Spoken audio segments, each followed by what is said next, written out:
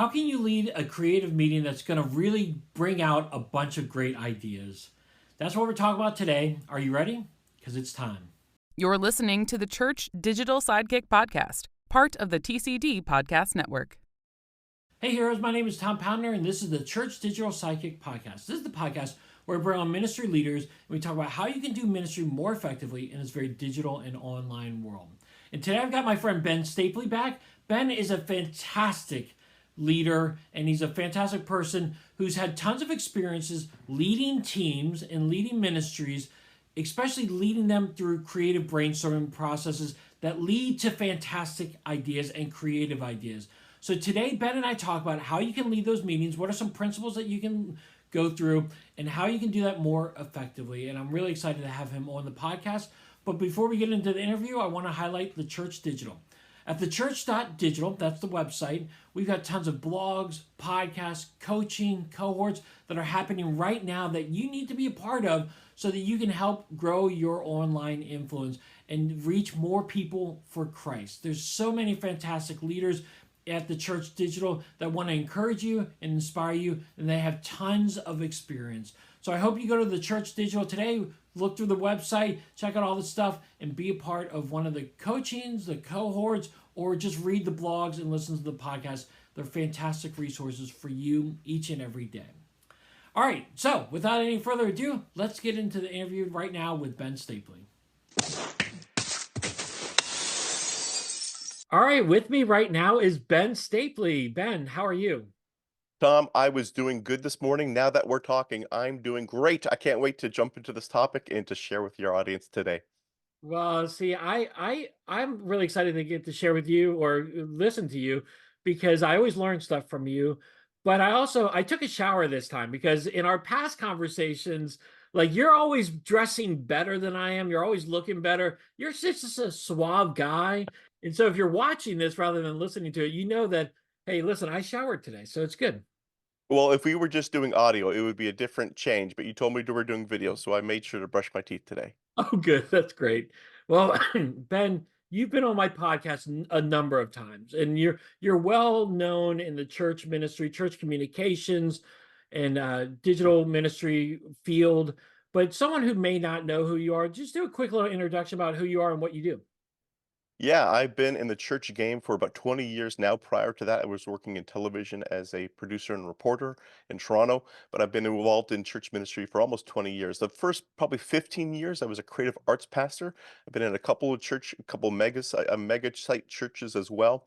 But about the past 5 years, I transitioned from the creative arts pastor role to the executive pastor role. And so that's where God has me in that seat. I'm really excited for it. And I like that position to have this conversation with people today because sometimes I'm talking to the people who are executing the ideas, the creatives, and helping inspire them. And then also sometimes I'm talking to the leaders who are trying to help those people bring out their best. And so I come to this conversation from both sides of that equation. I'm looking forward to talking to both sides of the audience who are listening as well. Yeah, and like I said earlier, like I always love talking to you because you have so much experience. Again, outside ministry experience, but also ministry experience, and a lot of the stuff that people are really dealing with and struggling. I love keeping tabs with you on social media. We're gonna talk about your social media later as we kind of wrap up. But if you're not following Ben Stapley on social media, you have to because he's always sharing insight and he's always sharing great stuff about his family. Ben is a true family man, and it's great to see him being a dad to his kids. So again, we'll talk about Ben's stuff a little bit after that. But let's get into the conversation today. What we're talking about, we're really talking about brainstorming meetings that kind of pour down ideas. This is from you. You're passionate about this. Why are you passionate about this in particular? Well, you told me we only have 30 minutes, so I don't know how I can tell you all my passions behind it, and I'm going to talk quick to get as many ideas out. But the reason there's a couple reasons I'm really passionate about this. First of all, we serve a creative God. When you look at scriptures, what did he start with, right? The first relationship we have with him is not Savior, is not Lord, it's not even Father. Our first relationship is he's a creator. In the beginning, God created the heavens and the earth. When we look at the creation account, we start there with what he made, not systematic theology, not a great sermon with three illustrated bullet points, but we start with creation. And so we know that we serve a creative God.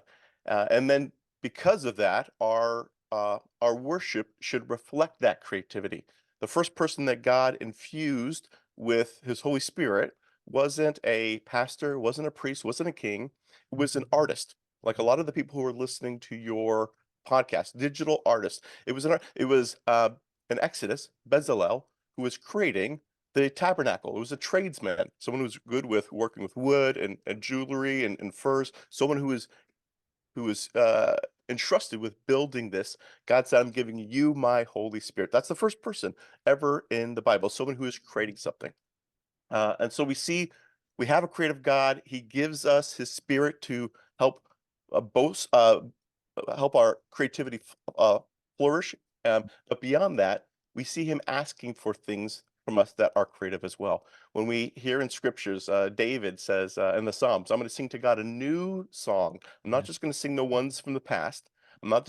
David was a top 40 artist, right? He had his top 10 songs that people loved. He said, I'm going to bring a new song to God because great is his faithfulness. His mercies are new every morning. And so if God is doing a new thing in our midst, if he's bringing a fresh revival to us, then our worship and our experiences should reflect that. And brainstorming helps us get to that end that we show the newness of God that we're experiencing in our own lives, in our ministries, in our churches, and we're showcasing that to the world. Yeah, you're so true. I love how you brought up David about bringing a new song. I thought you were going to talk about how David talks about go psalms, hymns, and spiritual songs that we need to shout to the Lord with that. And I agree. We serve a creative God, and therefore we have to be creative in how we share the message of Christ with people, and we have to honor that. And so you have a list of 10 ideas. We're going to get through as many as we can. And if not, I'm going to encourage you to hit up Ben a little bit later because Ben has so much insight on this. So as you're looking at setting up a meeting, again, the infamous, oh, not another meeting. But I think Mhm. this is actually a really productive meeting that you're going to want to have. But as you're looking at setting up these meetings that really pour out ideas, what's the first thing that you want to do? If you are gathering people to your room, to your meeting, whatever it is, I always like to communicate the scope of what's going to happen beforehand. Some creative people love to think on their feet and love to spitball ideas kind of real time. It's like, well, let's go. But not everybody's wired that way. And I think sometimes that's a misnomer. Some people like to bring their best ideas. They like to think about it for a while. They kind of consider the crock pot mentality, not the microwave mentality, that they're going to take a while to germinate their ideas. So if that's the case, make sure you let them know what you're talking about. It's really basic, but sometimes I've been invited to a brainstorming meeting and I wasn't even told what the topic was until I showed up. Well, I'm not going to be able to bring up my best ideas in the moment. I need to think about it beforehand. So honor those people who are wired that way. And then another big foundational, we're starting at ground zero here. A foundational principle is to always think aspirational before practical. I remember once I was in a meeting and someone else was leading it, and they said, "Okay, so the budget is X, Y." And before they even got through what the budget was, someone paused them. They said, "No, no, stop, stop, stop! Don't tell me what the budget is, because if you tell me what the budget is, right away my ideas shrink to that size, and they get down to that level. Just let's think. Let's ideate, let's think aspirationally, let's think as big as picture as possible, and then on the back end, let's figure out what the budget is and how to scale down our ideas instead of giving me that limiter right away. You think of when you go to a go-kart, there's a governor on the back of the go-kart that reduces your speed. Don't reduce the speed of your team on the get-go by telling what the budget is. Think about the ideas and then how to make them fit within your budget. Those are two. I'll give one more, and then I'd love to hear your response. But Yeah, please. the one more foundational idea is I always encourage people to think about the 9-to-1 ratio.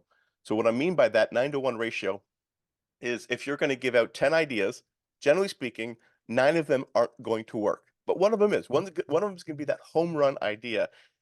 The thing is, you need to push through those 9 bad ideas to get to the one idea. And oftentimes we don't want to. We don't throw out enough ideas or we're embarrassed by the bad ideas. So you need to push through the bad ideas to get to the one great idea.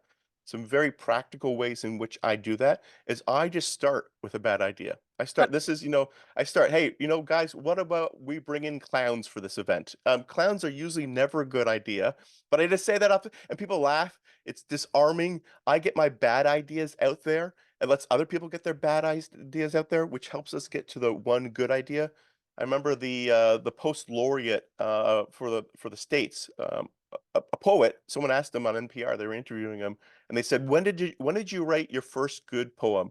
And he said, "It took me 200 bad poems to get to my first good poem." And he was encouraging other poets out there, saying, write 200 bad poems, you'll get to one. Now, I don't think you need to get through 200 bad ideas to get to one good idea, but there is a ratio there, and unless you're willing to be in that awkwardness of hearing clunkers of ideas, even coming from yourself, you're never going to get to the good one. So just acknowledge that up front. The majority of these are going to hit the cutting room floor, and we're okay with that because one of these is going to rise to the surface, and we're going to be really proud about it. Yeah, man, I love all this stuff that you are sharing, because one is I'm kind of like you. I don't want to go into a meeting and not know what the meeting is about. For all we know, we could all be fired from that meeting. Like we want to kind of know what the meeting is about. And so again, I like it how you said, so you can bring your best ideas forward. I am not a quick thinker. I need to sit, I need to process, I need to think through some stuff of my own so that when I come, I know I'm not going to bring the best idea and the only idea, but at least I'll have some ideas to come along with me. So if you're communicating the scope beforehand, you're really setting your team up to succeed and to make that meeting a very valuable meeting. And then I liked how you talked about think aspirationally before practically, because like you said, if you're already limiting and setting guidelines in there, you're really limiting the thought, the brainstorming that can come out of it. Again, something extravagant might be thrown out that you can't do, but honestly, as you kind of work through it, maybe you can get to something that you can do. And so Mhm. I like how you allow them to just think creatively, you think just freely. And one thing that you didn't hit on already yet, you may hit on it later, but I like this one. You said you remove the pressure from people. You remove the pressure. Talk a little bit about that real quick, because I really think that's important. I had a friend of mine who was a comedian, and I said, "What's the worst thing about being a comedian?" He said, "When people just want you to tell a joke on the spot." He said, "I'm sorry, comedy doesn't work that way. It's never funny when someone's like, 'Be funny now.'" And for a creative, sometimes you feel that same way, right? Like pressure of like, "Give me great ideas. You're an idea guy. Go." And there's the pressure towards it. And so again, if you give people the scope beforehand, it takes some of that pressure down. If you're going to say we have a bunch of bad ideas up front, that's okay. I want to hear your bad ideas. And it's actually interesting. Sometimes my best ideas have come from bad ideas. When you say something terrible and everyone kind of laughs, "Oh, that's the worst idea." And then it's always interesting. Someone's like, "But what happens if we modify it and build upon it?" And it gives you that abstract thinking, that that box perspective by just saying the bad things. And so all that pressure release allows you to come up with good ideas, and you don't feel like you're being put on the spot to be funny or to be creative right away. So as much as possible to take away that pressure really is really, really helpful. Beyond that, and this is super practical, but I've done it myself and I've seen other people do it, is making sure you write down the ideas. I've been a part of brainstorming meetings where people talk for half an hour and you're just going off. You're like, "These are great." And then at the end of the meeting, it's like, "Okay, who took notes?" Yeah. And nobody took any notes. But writing beyond the very practical aspect of being able to come back to your notes afterwards, writing down ideas does super helpful for a couple ways. And so you put it up on the whiteboard, on the flip chart. It honors, like, "Hey, Tom, that was a great idea. I'm writing, your name and your idea." It honors you and your participation. It says, "Thank you for having a voice in this meeting." Um, it allows visual learners to remember what's being discussed because, you see a list of the ideas behind them. You start to see repeating themes in the conversation as well. And you're able to cluster ideas from that. Just even the that practical tip of writing down ideas will really help people beyond that. Um, Yeah, I think y- I agree 100% with you. And then you talk about a transcriber. Like you talk about writing down ideas, but then also having a transcriber. What's the difference there? I don't know about you. Sometimes I've led meetings like this, and I feel like I'm a one-man band, like the guy who's got the drums on the back, and you're doing everything at once. And if you're trying to lead the meeting and be the transcriber, you're gonna compromise one of the two things. Mhm. And so ideally, I have somebody else play that. If I'm leading the meeting, I have someone else play the role of a transcriber who can be writing the ideas down as I'm fostering conversation. I'm rewarding people for good ideas. I'm giving them high fives. I'm throwing them Jolly Ranchers or whatever it might be. And I'm fostering that environment while someone else is transcribing. And the other reason I encourage you to get somebody else to write the ideas down is because there's a popcorn moment. What I mean by that is whenever you're popping popcorn, you put it in the microwave, it says put it on for 2 minutes, right? And you put it on and it goes the first minute, nothing's happening. Minute 10, nothing's happening. But 90 seconds in, you hear the popping start. And it starts slowly and then it just speeds up. And for about 30 seconds, the popcorn's popping. Oftentimes in a brainstorming meeting, it's very similar. There's nothing going on. And then about halfway through, three-quarters of the way through, ideas start popping off. And if you're trying to play the role of transcriber during that critical moment, you're missing the ideas because you're not fostering them from the people. Having a transcriber is going to do nothing for the first half of the meeting. We're just going to be writing down bad ideas. But when the ideas are popping off, they're critical so that you can foster the ideas and not lose them at the same moment. Wow, yeah, that's awesome. But I want to go back to something real quick that you just said. Do you give out Jolly Ranchers and throw out candy to people? Like what you are giving rewards to people? I don't have it on me. I usually have one of these on me at all times, a $5 gift card for Starbucks. What I'll do is I say, hey, everybody, there's going to be one idea in this meeting. You could take the baseball analogy, right? It's going to be a grand slam idea, or it's the idea when somebody says it, we all go, Yeah. that's it. That's the idea. And everyone in the room knows it. And once it's said, you can literally feel, I get electric from it because you can feel it in the moment. That is the idea. That's why we gathered here. And it's Yeah. like, but we all know it, and sometimes it's like it's not your idea, it's somebody else's. Like, man, that was a way better idea than mine. It's like, here's the $5 gift card. I'm putting it up on the dry erase board. And when that moment comes, whoever it is, let me give that to you. Beyond that, sometimes to get ideas going at the beginning, it's humorous. I'm like, hey, I'm rewarding all ideas, even the bad ones. I got a bowl full of Jolly Ranchers, whatever it might be, and I'm just throwing them out to people to get them engaged. Sometimes I've done something as silly as when people give ideas, I walk around, I'm high-fiving them. Thanks for that idea. We all know that principle. What gets rewarded gets repeated.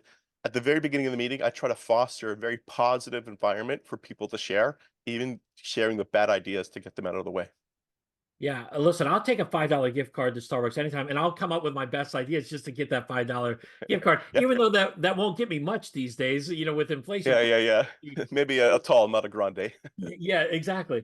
But and it sounds silly with the Jolly Ranchers or Reese's Pieces that you give away or whatnot. But the reality is that it really fosters a community of fun. It fosters an idea of like, hey, Ben really values me. He's really being cheerful about this. He's being excited about this. I'm excited about this.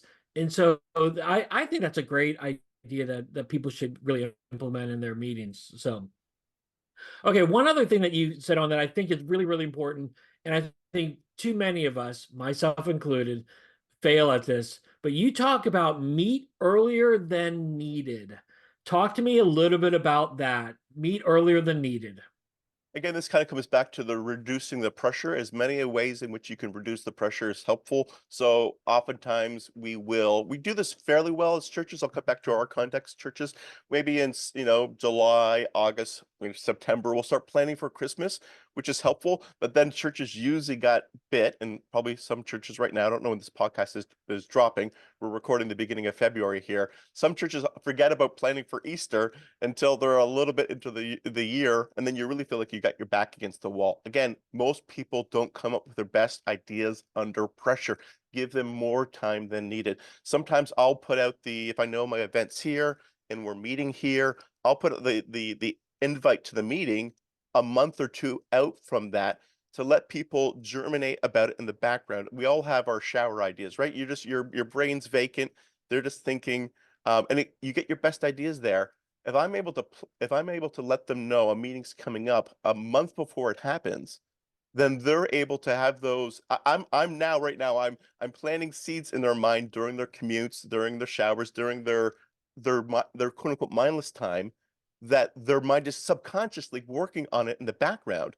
And then they come to the table with those ideas. And so meeting earlier helps that, letting people know it's not like, hey, we're meeting tomorrow, letting them know with a lot of lead time to benefit from their subconscious working on this in the background. They don't even realize they're doing it. That's just how our minds work. You give them a riddle to solve, you give them a problem to fix, their mind will subconsciously work on that and then come with better ideas. So as much as you can give lead time on that, you benefit from the subconscious and you get better ideas. Yeah, I think that's 100% true because again, the further you push this closer to the event that you're having or the activity that you're having, the more stress you're going to have anyways. And so this really reduces the stress that people are going to be feeling. They're going to come with their, like you said, they're come with their best ideas. And it's a less pressure filled meeting because there's not major deadlines like immediately coming up from it. So I think that's really important just to meet earlier than needed. And then you kind of talk about keeping it going. What does that mean? Like keeping it going. You're meeting early.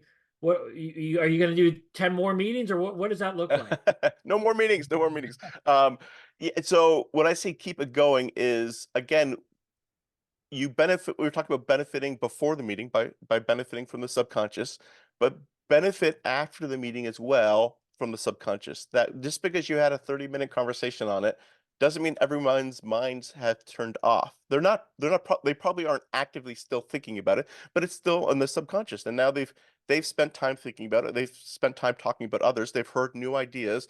Those ideas are again fostering new ideas as they go on. And so what I'll tell people afterwards is, hey, I'll be active. If you think of more things beyond this, let me know. But beyond that, I'll just schedule an email a week afterwards with, hey, team, has anything else come up to you over the past week? And I found even that simple question and coming back is I always elicit more responses from people with, yeah, I have been thinking about it more. It's a simple way to get more ideas after the fact from the meeting. And another factor too, this is a little rabbit trail here. Sometimes in our meetings, we come up with great ideas for the wrong problem. What I mean by that is you might be planning for Christmas, or let's go back to Easter, right? Easter's around the corner. We're planning for Easter and we're thinking about that. And then someone's like, you know what? Actually, like in our kids program, I think for this idea, da da da da da, VBS, blah blah blah. And you're like, hey, wrong meeting. Stop talking about VBS. That's in the summer. We're talking. And sometimes you naturally come up with great ideas for something different, but it gets shot down. And so even coming back to that transcriber, you might come up with right ideas, but it's for the wrong meeting. Capture those ideas and then pass them on as well to those different departments or those different events after the fact, because that's just the way their mind works. Creativity isn't in a box. You're going to have people that naturally wander outside of what you're talking about. If it's a good idea, pass it along to the needed parties.